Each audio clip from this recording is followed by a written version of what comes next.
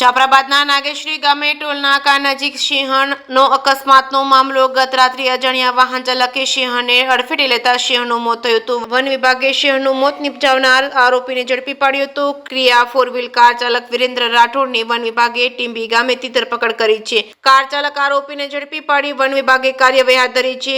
ACF વિરલસિંહ ચાવડાએ ગતિ મર્યાદામાં વાહનો ચલાવવા વાહન ચાલકોને કરી હતી અપીલ. છે કે સિંહ ગુજરાતી સાથે ધર્મેશ મહેતા, રાજુલા.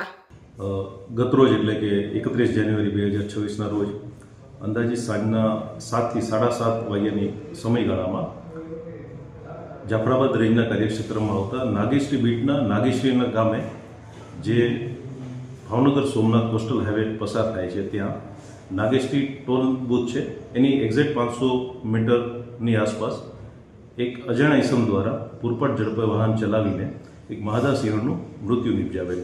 માદા સિંહણની ઉંમર અંદાજિત 5 થી 9 વર્ષ હતી.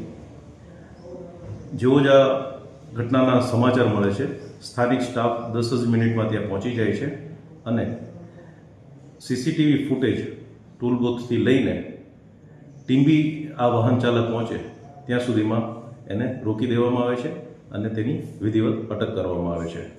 આ વાહન ચાલક છે જેનું નામ છે વિરેન્દ્ર રાયસિંહભાઈ રાઠોડ, ઉંમર વર્ષ 30, જેઓ મૂળ વતની પણાદર કોડીનારના છે, જેઓ હાલે ગાંધીનગર ખાતે રહે છે અને પોલીસ આવાસ નિગમમાં કોન્ટ્રાક્ચ્યુઅલ સિવિલ એન્જિનિયર તરીકે ફરજ બજાવે છે.